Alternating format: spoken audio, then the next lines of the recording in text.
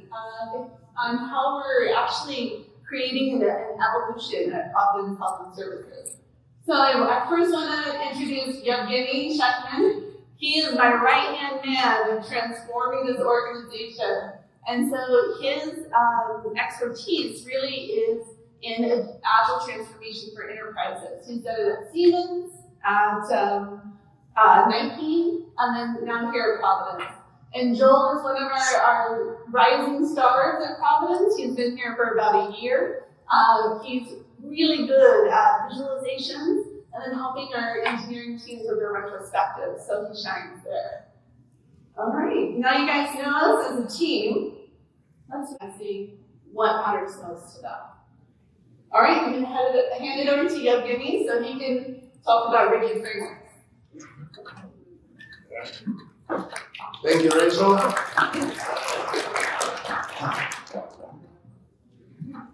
Sometimes we hear things like, in our organization, Agile is nothing new. We're different. We are too big. We're not doing software. We're doing infrastructure or construction. Sometimes even hear things like Agile is dead. It's not relevant anymore. It's just a buzzword. And I have an answer for that. So first of all, Agile cannot be dead because of two things. Number one, it's founded on empirical process control and takes into account human nature. Those two things are forever, right? Unless we find some alternative to empirical process control, Agile is not going anywhere. And it is irrelevant for your organization, no matter what you do, because of the same reasons. You still work with people, and you still do it empirically to get best results, right? Now, where does it come from? Why people say that? Why people say that Agile is dead? Dunning-Kruger effect. Have you heard of that? All right, we did. It's interesting. Some areas, for example, being a doctor, nobody say that, hey, I know I went to medical school, but let me give you advice on how to do brain surgery. Right? It's not happening a lot. Though I do know one person who, a friend of mine, he is a doctor, heart surgeon, and he's from Mexico, and he goes back to visit his mom, and he overhears her giving advice, medical advice to people on the phone. They call her, and he comes and says, "Mom, why do that? You shouldn't be, you." And she said, "What do you mean? My son is a doctor. I know stuff, okay?" So, in Agile world, the Dunning-Kruger effect is a huge, huge factor. So many people read a few articles on the internet, maybe even get certified as Scrum Masters, talk to someone who says they know Agile, and they feel like, I get it, I can go and make the case. I can speak to it intelligently. And no. Just like every other thing, learn, get experience, see if your ideas actually work. Go into the valley of despair, and then you can start talking intelligently after that. It's challenging, right? How do you find people who actually know what they're talking about? Now, let's look at why the old ways don't work. I'll tell you how traditional project management works at first. Not according to PMI, but according to what actually happens on the ground. Let's say we have engineers, like a team or something. We have project manager, they do like financials and all that stuff. We have stakeholders, and we have a tool like Jira or whatever tool you use. Engineers are expected to manage their work in Jira, and they usually do really poor work doing that because they don't care. How's that helping them to do their work? It's just a paperwork for them. So this arrow is red because it's not working very well. In theory, project manager should be able to pull information out of Jira and figure out how's the project doing. Are on track? Are things happening? This arrow is also red because project managers are usually smart people. They know that, hey, can't stress this information that engineers enter to Jira. So what they do is they go straight to engineers and they ask our favorite question: when are you going to be done? All right. This arrow is also red. You know why? Because engineers don't know. They don't know how to plan. They don't know how to estimate work. They try their best, but it seldom works. Right? Now, based on information the project manager does receive from engineers and Jira and whatever, they create PMI artifacts. Why do they need PMI artifacts? To communicate the state of the project, to understand what's going on. But this error is also red because it's based on this dysfunctional triangle out there, garbage in, garbage out. So in theory, stakeholders should look at this PMI artifacts and to know what's going on. But they smart people too, and they know that that's going to tell the true picture. So they're going to go directly to project manager, and that's why we have so many project meetings. And they ask like, so tell us what exactly going on, okay? Like I saw the Gantt chart and all that stuff, but tell me exactly what's going on, right? If you heard of system kinetic, it's the definition of chaotic system, because there's no direct relation between what people do and the outcome they get. You can be really, really good at your work, and it still not positions you for success. Let's look at the same thing from a little different angle. And this is kind of like what happened when we started in 2021, to transition. All right. Let's say we have an engineering team. They happily work through their work, whatever they do, and they have engineering team work items. We can call it like a backlog, for example. And suddenly, they have a project that needs to come. There is a common perception that if you have a project, the first thing you need is a project team.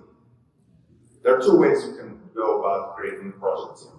Number one, you can get people from outside who never worked together, don't have domain expertise, put them together and expect them to do miracle. That's not going to work. What's more common is done is that project team is staffed by engineers that work on other teams. And that creates a situation when suddenly they will have two number one priorities. That's nice. That's helpful.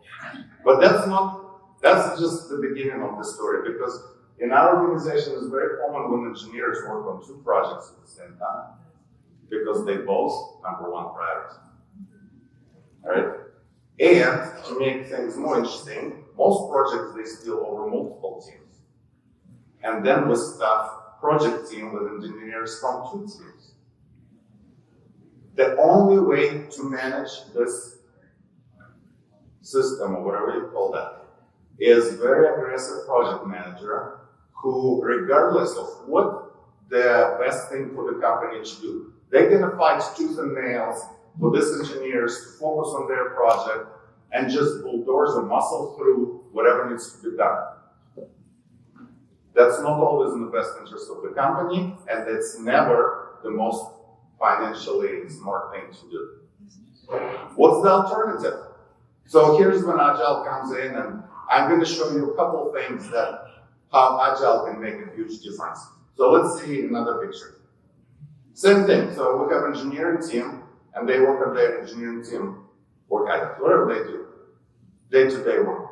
Suddenly there is a project comes in, just like in the previous slide. The difference, however, we do not create a project team. We take the work items for the project and we merge it into engineering team X backlog. And then there is a person, we're going to call him product owner, who will take the work items from this project and prioritize them against everything else that the team does. And this way, the team has only one number one priority. They know exactly what they're working on. And we're going to look why it's important shortly, but this is a very huge win. What happens if there are two projects? Same thing. Both projects get merged into the same backlog, all the work gets prioritized, and the team still, They go one set of meetings, they go. Only one planning meeting. Only one list of priorities. Imagine how much time it saves. How much effort, how much nervous cells it saves. Right? It's so simple. What happens if the project spills over 2 teams? Same thing. You split the scope of the project over 2 teams, and each team do their own thing. We sometimes call them Scrum machines. It's like a juicer, a wood chipper. You just put stuff there, and they know what to do with that. They know what to do with that. There's no new sheriff in town, right? They work the way they do. They don't care about project managers. As a matter of fact, they often don't even know that they work on the project. They just pull items from the backlog. They deliver. Some project manager out there celebrates they just delivered something. They don't even know. That's great. Less disruptions. It's stable, continuous, repeatable process. I would not dare to put a 3rd team on the previous slide, because that would be totally unreadable. But this picture, I can scale the whole day. That's why it's scalable. That's why it's scalable.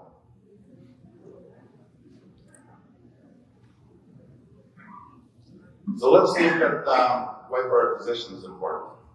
It's a great slide, I think. Scenario 1. We have a team, let's have 3 people, and they work on 3 projects because they all number 1 priority. And one person takes project X, second project Y, and the third project Z. That's good. Now I'm going to use the word monetization loosely. It doesn't necessarily mean money in your pocket. It could be more time for QA. It could be better experience for doctors and nurses, better experience for patients, right? Whatever the form of monetization that's relevant to your organization. Okay, so time period 1, let's say 2 weeks, 2 months, doesn't matter what it is. What do we have here? We have nothing. Time period 2 passed. And we have same thing. Time period 3 passed, assuming everything is good on schedule and stuff. Now look at the value of X, number of Y, and number of Z. That's a good number, right? It's positive. Good. Now let's look at another scenario. We're gonna say we have a person who is courageous enough to say this is more important than that. X is more important than Y, and Y is more important than Z. These people are brave, and they're empowered by organization to make decisions. Even if their decisions are wrong, it's still better. I'll show you why. After the first time period, they have the value of X. What happens if suddenly we run out of money after first time period? All priorities change. Everything that was done in scenario 1 is wasted, goes into garbage. Here, no problem. We're going to change direction without any cost to organization because we already booked the money. After time period 2, we keep monetizing X and now we can monetize Y. Oh, nice. We're going there. After time period 3, we keep monetizing X, we keep monetizing Y, and now we can monetize X. Okay, now question to you guys. Product owner said that Project Z is the least important of the 3. Did it make Project Z deliver later because it was the last priority? No. Same after time. You see? Free money. You didn't need any investment. Just by structuring your work and capitalizing on your delivery earlier, sooner, it gives you huge wins. And if priorities change, that's great. What if the product owner was wrong? Product owner said Z is number 3 priority, indeed Z is number 1 priority. So product owner made the wrong decision. Does it make this any difference here? No. Scenario 2 is still better. So wrong prioritization is better than no prioritization at all. Isn't that amazing? It's not something that comes intuitively to people. Like a mistake is a mistake, we gotta avoid it. Just do what you can. Act as an adult. And acting as an adult includes understanding the fact that people are not gonna make perfect decisions. And that's okay. If you're doing it right, you're set.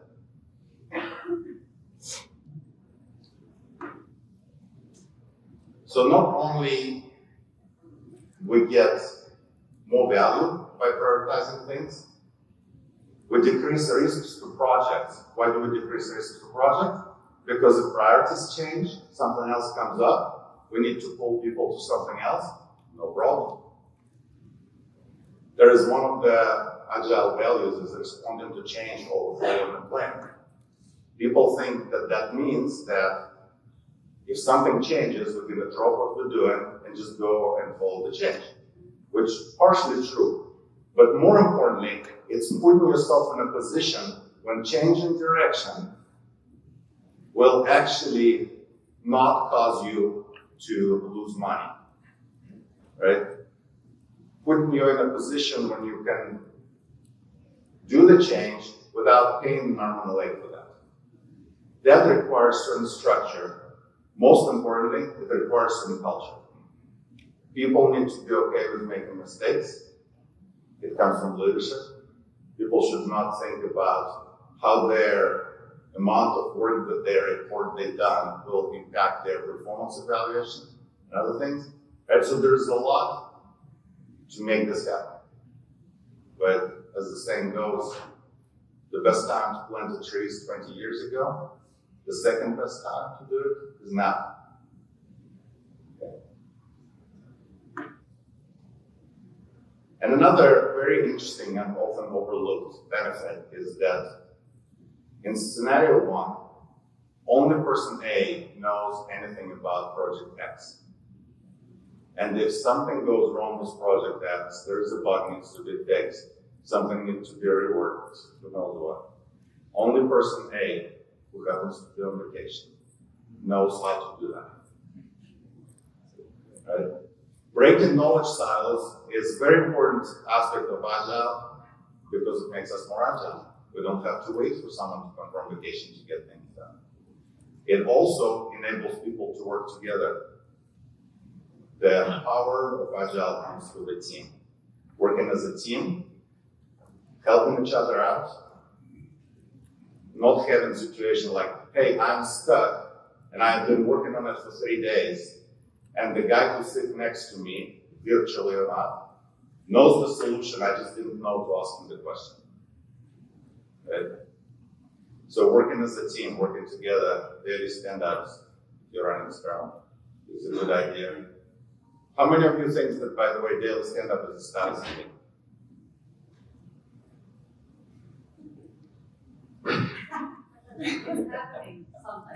It happens all the time, yes, but it should not be. That's a very common problem.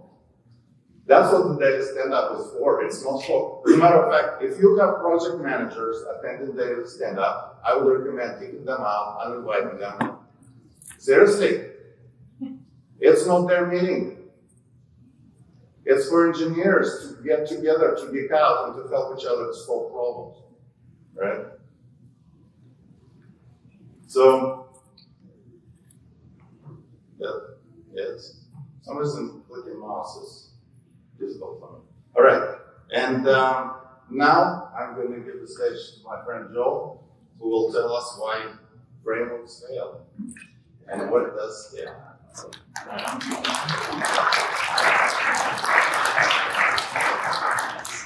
And if you have a question, please come to the mics located in the aisle, and we can start a Q&A.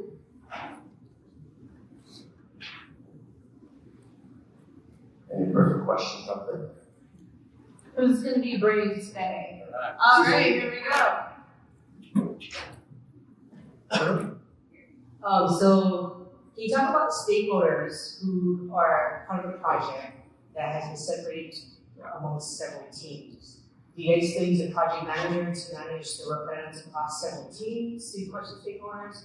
Or do you have stakeholders looking to the backlog? What do you guys do about that part? Yeah, great question. So what we've done at Providence is we believe in embedding our Scrum Masters, project managers, program managers with engineering teams. So an engineering team who has the lion's share of a project or program, the work, that comes through our division, our department, that project lives with that engineering team. They have the bulk of the work. So they already have a Scrum Master embedded within the team. That Scrum Master is able to be the bridge for some of the communication between our technical program managers that might be outside of our division or inside of our division. So we have both roles. There is a need for project managers in an enterprise organization to drive timelines, to create urgency, etc. So it's a positive conflict that you have to manage between fantastic traditional project managers and our Agile teams. So we do all of the above. But really what it comes down to is having fidelity through project work going through engineering backlogs, then we know when we're going to deliver and we can show you when we're going to deliver. So it also makes it very easy, as Joel was talking about, visualizing the backlog. If we do have to make a change, we can go to stakeholders and say, this is exactly what is going to be postponed, because we have stack ranked work items in every engineering backlog, and we can tell you where it moves to. And you also talk about, so you have multiple projects, and they have dependencies amongst the teams. How do you guys prioritize amongst the multiple projects per team? For example, project X may be A from team A, B from team B, and C from team C, but they need team B needs C first, and there's all those complex dependencies and presentations that can be different parts. So I love this question. I get it a lot, and the answer is always comes as a surprise. Talk to people. Big boys, big girls there. I need it done by this time. Put it in a sprint that ends before this time. Would you please? And they can say yes, or they can say no. And if the answer is no, you figure out if something needs to be bumped, right? It's all conversation. So I would encourage you not to try to plug the process everywhere you can, but try to rely on more informal ways. Like, hey, let's talk. It's just two people making a decision. That's it. I guess in our situation, it's more like 50 projects that have to talk to each other on a different level. That's the last chaotic question system. That highlights the slide that you maybe revealed. You're describing the chaotic system. That's always up there nodding. That's exactly what we're doing. Is we have just multiple projects, multiple. The last thing is the other problem that we have is, like you said, the lead of project A is, and the lead of project B have competing priorities, and they both want their project done, and they both want to be at the top of each of the Scrum backlog. How do you manage cross-project priorities within the team when both stakeholders are fighting to have their work done? Yeah, and going back to just communication, talk between people. Even if you have 50 projects, and even if you have some magic process that helps with that, you cannot have, and there's no alternative to just talking to people. At the end of it, you still need to talk to the person and to make them to agree to something. There's no alternative to that, so don't try to inject steps before that or overhead. And if you have 50 projects ready, that's the problem, right? That's the value. So are they ready projects? like 50 projects, is it like what, for a year, one project per week? Is that really what you call project? Like, for example, right? Like, so it's important to be honest, like, what do you call project? Is it just something that you can knock out in a couple of weeks? Like, now, if project built, like you said, multiple teams, multiple projects, again, it's all just a conversation. Someone has to decide project A is more important than project B. Find the person in your organization that's brave enough and supportive enough to make this decision. And that's it. And the person will make decisions, and decisions are not going to be perfect. But at the end of the day, no matter how much overhead and steps you put in front of it, it still culminates in just conversation between a couple of people. I think that some of the biggest resistance that we face at Providence is that, we're operational teams. We have to manage projects, asks, we have to fix stuff when it breaks and goes sideways, we have to upgrade servers, when you think about managing a healthcare enterprise and the complexities of our ecosystem, it all comes down to, it doesn't work for us. But the reality is, our operational work is some of the most predictable work that we do. You think about, you have to upgrade your infrastructure. You have to harden your security to make sure that, data isn't leaked or, there's a lot of things where you have to truly challenge the mindset of all of your teams. It's a cultural transformation. So we have to step back from the framework. If you truly want to see high-performing teams, it starts with the cultural transformation from the engineering team. So to go back to your question, it truly has to be, I empower our engineering teams as the subject matter experts to own their stuff. They know what's more important for the enterprise than I do. I can come in and flex my title and my influence across the org and say, you're going to do X. But then I'm impeding their process. I'm taking away their empowerment, and then I might be making the wrong decision for the organization because I'm not allowing our subject matter experts to actually prioritize what brings the most value and what's truly most important to the enterprise. Someone out there, I think you were first. Yeah, kind of set my question up for me. I was thinking about the propagation. So you set this up a few years ago, and it takes a time, I'm finding myself at least, to get this into the minds of hundreds of people. So can you talk about how you propagated that culture, the rules and techniques between all these different engineering teams? Fantastic question. So number one, you have to start off with a big, audacious goal, right? Providence, we want to be the best Agile healthcare enterprise in the world. We want to help influence other healthcare entities so that we can continue to deliver value. So it goes back to the core values and principles. As you figure out what is my North Star for the enterprise, and you stay true to those values, it sets you on the right pathway. You have to bring in the right talent.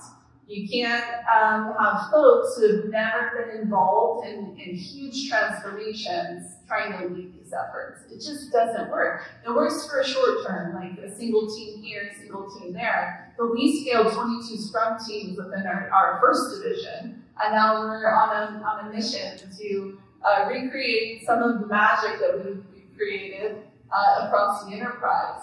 So as we look at IS and at Providence, roughly 4,000 full-time U.S. employees, you can think about how does that scale? How do we take it from 22 teams to potentially, 400 teams?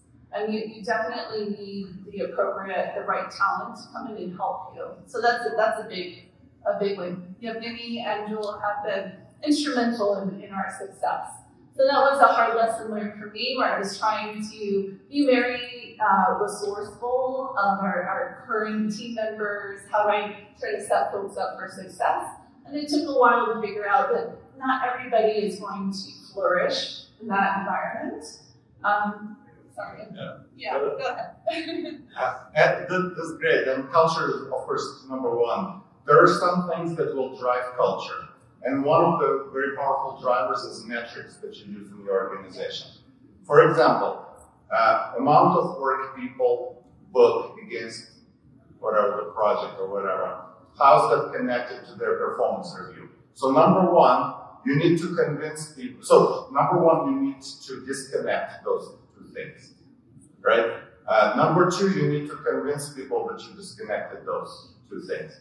Number two is very difficult. It's very difficult. People, it will take time. There's so many conversations I had in Providence that like, don't worry. Like, for example, very often, the most senior, hardworking, talented people, they actually close the least amount of user stories because a lot of their time goes to meetings, helping others, solving more complicated things that may not be in the backlog. They kind of like serve as the glue and empowerment organization. And it's good. We don't want to mess with that. That's where their value comes from. We don't want them suddenly to worry about, well, if I don't close enough tasks, then I'm not going to look good. And one of the critical steps there, you have to remove all the reports, whether you have dashboards or whatever, that show how much work was done by individual. If you have like any pie chart, huge red flag. Nobody wants to have the smallest slice on the pie chart. And what people gonna do? They're gonna create user stories for any little things they do. Oh, I have to go to a meeting. Here's a user story. Oh, I need to answer a question. Go create a ticket so I can take credit for it, right? And one of the ways to eliminate it is also it's a difficult sell, but stop assigning user stories to people. Why do you need to? Why do you need to?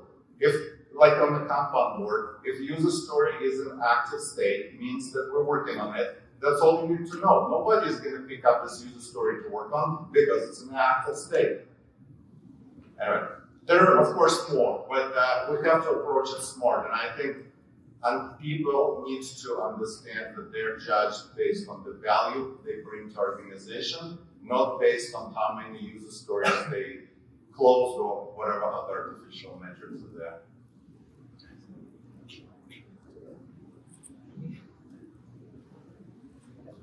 Thank you for presenting at a pace that for someone like myself is new to a lot of these concepts in a very bite-sized, digestible way. So thank you. My name is Daniel. I'm a nurse by training, and I work a lot with our IT engineers and project managers in a lot of the projects that come down the organizational plan. One of the things I wanted to ask, where is maintenance and project retirement and product retirement or sort of that last column where it is, the done list? What I find is that a lot of things aren't really done. They're finished from maybe the cutover or go live, but after that there's this long phase of maintenance and iteration. How do you guys handle that in your organization? Can I first acknowledge you were not alone? That last mile is tough, right? So I think first of all, we can all do a better job of defining success and what is our definition of done for whatever concerted effort we're working on as a team. So, we have an application portfolio of over 2,500 applications. So that goes directly to your question. I've got all these archaic applications in my environment that one person uses every 8 months, and it costs the company a lot of money. So how do we look at some of the technological problems that we have to address? And really it's what we typically do is we have concerted efforts for application retirement or retiring gear, reducing our footprints in our data centers. And So we get together as our engineering teams get together, let me make that clear, and start talking about what is most important, where are the biggest security risks. How do we prioritize these, technical debt issues that we all run into, and make sure that we don't lose sight of that in conjunction with our project asks and the other things that I mentioned earlier. So that's why it's so important to empower our engineering teams, because they know how critical our particular problem might be in our larger ecosystem, and that might trump Project A ask. Maybe Project A ask is some made-up deadline that there's no real financial impact or other consideration, and so it's easier to be able to push the Project A ask further down in the backlog and deal with the critical operational excellence measures that we strive for first and foremost. Thank you so much. Small thing though. Question to you guys who know Agile. How many meetings does Agile prescribe? Who knows the answer? Raise your fingers. Incorrect? Also incorrect? One. Who knows which one? No. Not planning. Retrospective. That's the only, so like Rachel mentioned, Agile is 4 values and 12 principles. The principle number 12 says that at regular intervals, team gets together and figures out how to adjust and improve. That's the only meeting that's among these 4 values and 12 principles. Now, if something is not going well, the best solution you're going to get is by getting the people who actually do the work and saying, hey, last time we delivered a project and there's a bunch of stuff that we didn't think of or whatever. What should we do next time? People who do the work, they will be the best position to give the answer.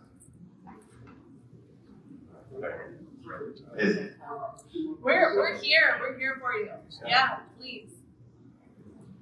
Hi, Crystal Dott from the University of Maryland. I was wondering, so you mentioned that you empower your product managers to make decisions, whether or not they're right or wrong at that moment. How do you empower them to make decisions when they're asked to justify their decision making with artifacts such as business cases, use cases, ROIs, when those materials or artifacts might not have been created or in the development of being created, since they take a lot of time and investment?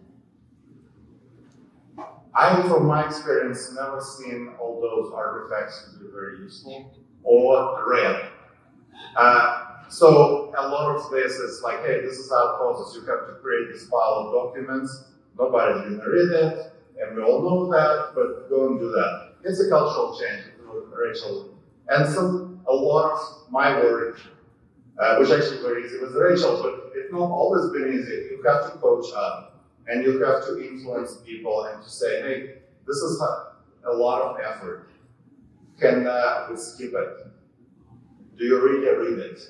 Do you really think that we should spend time to keep those documents up to date? That's not the chief effort.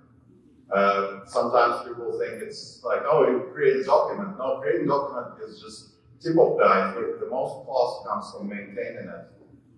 And then when you do need information in this document, what's the chance that somebody will be able to find it? Is it like on shared drive somewhere there in the building?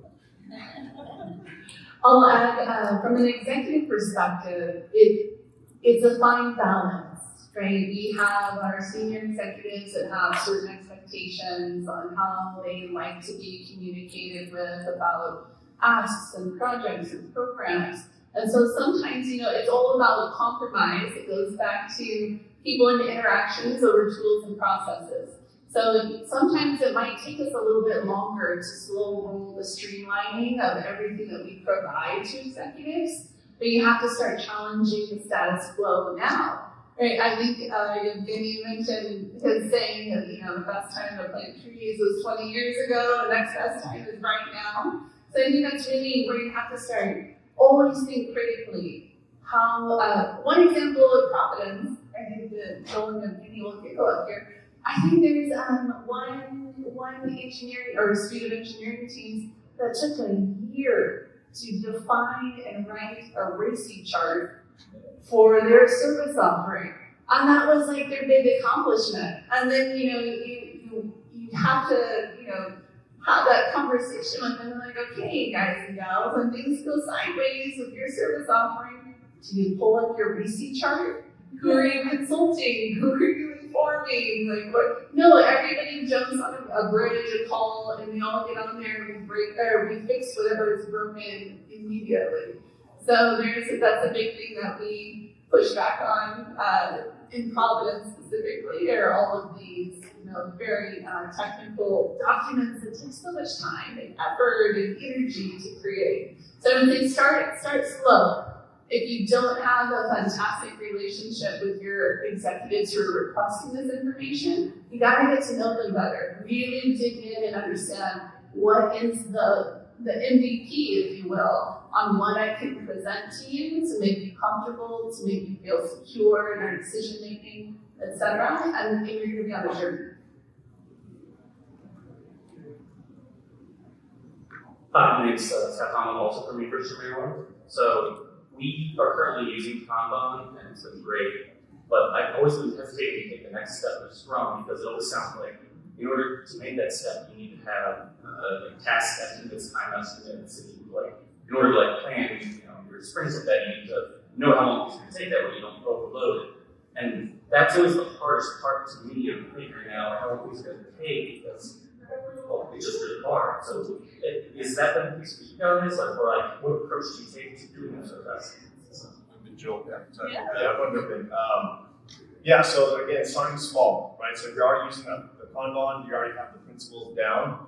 And so if you're ready to take that next step, do it incrementally, right? Start small, start adding, hey, our WIP limits are not going to be, instead of 2 tasks inside of a column, we're going to have a 10-day. Get the team together, plan for those 10 days. But also, what's also important is backlog refinement. So make sure it's backlog refinement, breaking down those stories in iterable chunks, the smallest chunks possible. Rachel mentioned MVP, minimum viable product, or minimum viable whatever at that point, whatever you're working on, software, product, operational. Start small, break it down into your team, start getting used to the cadence and the flow. And as a product manager or whoever's managing the Kanban board or the backlog, you start taking note of that. And whether it be in a retrospective, to talk about, hey, we're overcommitting in our sprints, we need to start setting some limits. And at that point, grow from there. Say, hey, should we add backlog refinement? Should we add a sprint planning session? But really what's most important is a retrospective. Time boxing the amount of work you're delivering, and then talking about it afterwards. Again, having those conversations, how can we get better? How can we improve? What went wrong in the last sprint? Or what went wrong in our last iteration? So once you're ready to do that, then you start scaling. Those WIP limits turn into sprint planning sessions. Right? We have 10 days to get this done. I can't sit here in this to-do column for longer than that. And I think back to that's awesome, Joel. I love that Joel is our Kanban guru. I learned so much from him. But going back to your estimation question, I think the one thing engineering like doing less than writing a user story is putting a story point estimation on that card. So what we've learned at Providence is we can work within that. You don't have to put an estimation on it. What I hear you saying is you already have Kanban running smoothly. So how I interpret that is you already have the foundational, good, well-defined stories or cards on your board. Well, why not just try it on counts of cards instead of having to force engineers to then learn about relative complexity sizing or putting. There's a massive Providence about wanting to track hours, so we could do a whole presentation on that maybe next time. Don't do it, but just start experimenting. Allow folks to say, hey, well, we're curious and we're interested and we want to try it. Well, okay, I can teach you about playing poker if you want to do a fun activity for the team. Ease your way into it. It doesn't have to be a requirement for you to take the next step. Yeah. So again, time estimate, like Rachel said, is a big trigger for us. Do not do it. Do not do it. Really don't do it. There is better ways. One of them is, like Rachel mentioned, relative complexity estimation. Just in case anybody has doubt, there is no correlation between story points and time. Yes, thank you. If you think there is, let's talk about it. You're wrong. Okay. One way to do that, for example, if you run Kanban, you can easily pull statistics on how many stories you close every 2 weeks. It's a cycle time, right? So you know the number, so planning should be pretty easy. Sometimes you will overplan, sometimes you underplan, as long as you plan intellectually honest, because people tend to overcommit. It's the disease that people have, right? And we can do it.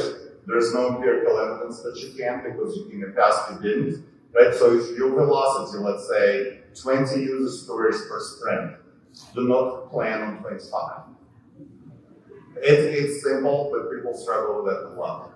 Yeah. Sorry.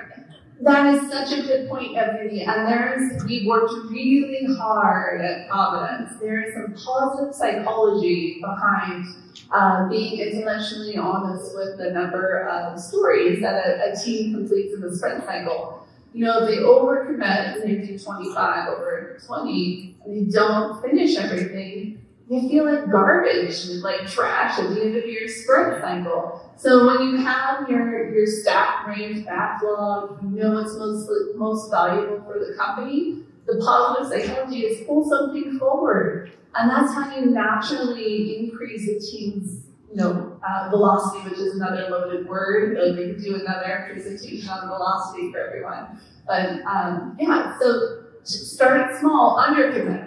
And then over time, you'll bring in more as the team completes all of their work in the sprint cycle.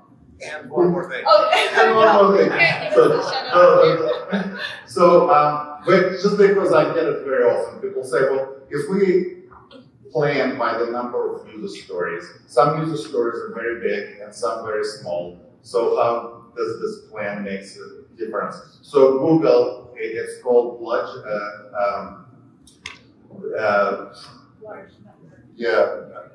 the theory of large numbers, right? So the idea is if you have a large enough set, and user stories are a very large set, it averages out, right? It averages out. And this averaging out means that your plans are not going to be perfect over a single sprint, but over, let's say, 5 sprints, they will be very close to perfect.